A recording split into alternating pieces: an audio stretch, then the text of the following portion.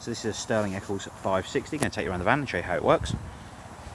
Front of the van, you've got your hitch, handbrake, power lead to the car, jockey wheel, and jockey wheel tightening fitment. In the front locker, you've got your gas bottle, gas regulator at the top, gas shut-off valve on the left-hand side, gas valve for the bottle itself on top, a few extra bits and pieces there. On the side of the van, you've got your wind-down legs on either side at the front, your Aldi heating flue, so that's your gas flue for the heating and hot water system. You've got your battery locker and mains power lead coming in the side of the van, and then your battery in the side of the van also. You've got your water pump connection on the side, so you pull your blue trigger back and press into the side of the van and drop the pump end down into the aqua roll. Fridge vents on the side of the caravan let out some hot air from the side of the fridge itself. You've then got your motor mover and wheel nuts. Now the motor mover will go through in person here on site, and the wheel nuts will talk while you're here on site also. On the top here, you've got your toilet flush tank, takes 3.5 litres of water and a cap full of the pink fluid. And then at the bottom here, you've got your toilet waste cassette, which you release by pulling the handle up and pulling towards you. You've got the empty neck here, and the orange pressure relief button on the back for the waste cassette itself.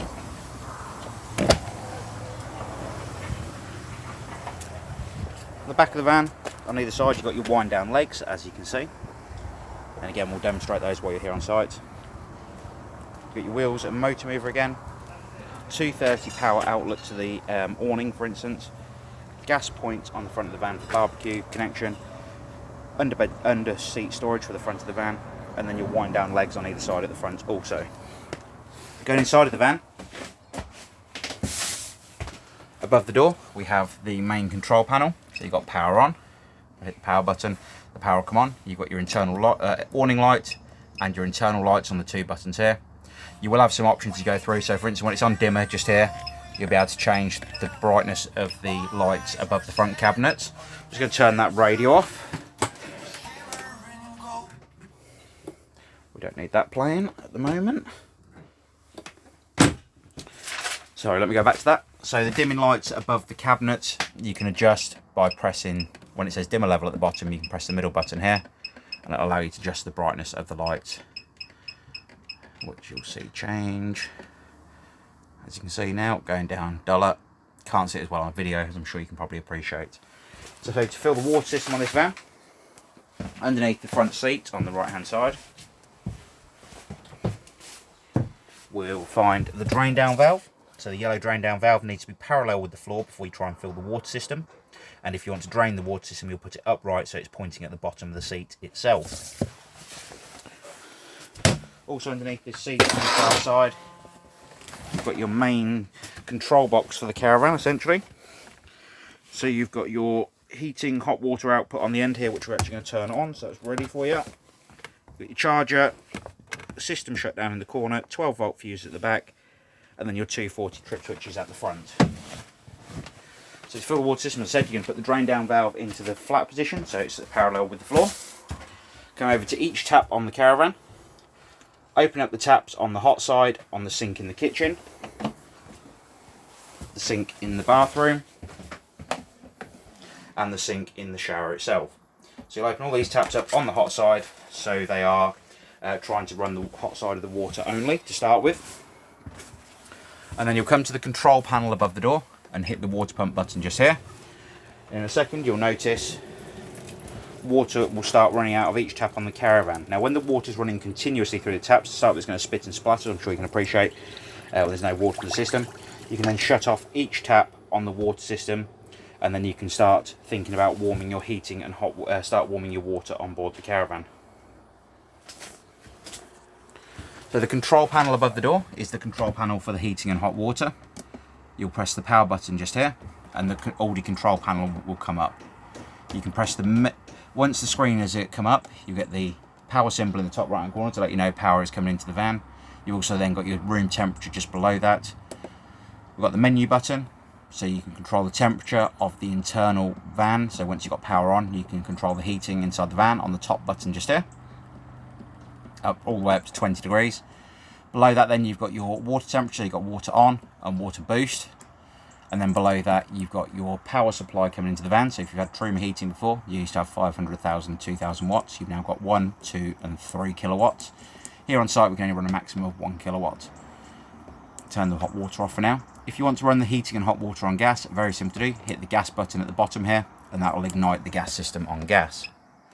So turn the water pump off for now. If it does fail to ignite, it will come up with gas fail at the bottom of the screen. And when you are connected to mains, obviously the mains is the main power source. And if you want to boost it for any reason, you can use the gas if you wish to use a bit more power going through the system. Coming to the fridge next. So to operate the fridge system on board the caravan, you've got power on for the fridge. At the moment, as you can see, the blue light's illuminated on the plug symbol, which is letting me know that we've got mains power, and we're running the fridge on mains, and you can control the temperature of the fridge on the button on the right hand side. You've then got your gas option, so you'd need the gas on at this point to run the gas system. It will self-ignite on gas if it does, and the blue light here is your pilot light. If that flashes for any reason, it means the gas system has not ignited, and it will also flash the red light on the right hand side to warn you of that. And that is the gas reset. If it has failed to ignite, you can press and hold the gas reset on the right hand side, and that will allow the gas system to try and reignite. When you turn down the road, you can use the fridge as a cool box, and you'll need to put it on the 12 volt mode here. But at the moment, we've got no car connected to the caravan, hence why it's flashing and letting me know there's no power source. So we're going to go back to the 240 for now, but when you're on 12 volts, it'll allow the fridge to cool down as a cool box. It will not completely chill the fridge like when you connect it to 240 mains or the gas, for instance. The next thing we're going to come to is the cooker. The cooker, 240 ring on top will only work when you connect it to mains power. Gas going through the other 3 hobs and through the grill and oven itself. The water pump is in the sink, as you'd expect. We do advise while you're travelling to remove the microwave plate from inside the microwave. I'm just going to do that for you now. I'm going to put it in the front drawer of the caravan, where we generally put them for travelling. On the seat also then you've got your manuals etc. for the motor mirror itself. Coming through into the bathroom for the van, you've got your electric flush on the toilet on top, so you press the button to flush the toilet system.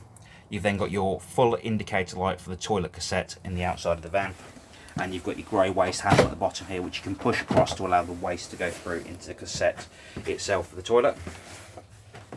Coming to the into the bedroom, in the cupboard on the left hand side, or the wardrobe on the left hand side of the van, you'll actually notice there's a grey tank in there with Aldi wrote on it. Now that grey tank is the antifreeze tank essentially for the heating system on board the van. Now when it's off or when the system's cold, the antifreeze level will be on the minimum at the bottom. I do apologise, the camera's not very clear at this point, but it's struggling to focus because of the darkness in the cupboard. So that will come up on minimum when it's cold, and when the heating system is turned on, the level will go up to the maximum on the tank itself. The pipe that you see at the top is just an overflow pipe or a breather pipe, so it allows it to expand slightly. And underneath the van at the back by the wind down leg, you'll actually notice there's another pipe that dangles down, which allows it, if the tank does get too hot, it just allows it to expand outside of the van. Taps, bathroom, shower, etc. all very much the same as the household. Taps, etc. on, off, hot, cold, as you'd expect. The radiator in the bathroom, I would advise you to mind your leg on there when you are walking past it. They do get very hot when you've got the heating on. If you have any further questions on the Sterling Eccles 560, please do give us a call here at the Caravan Company, and we'd be more than happy to help. Thank you very much. Bye bye.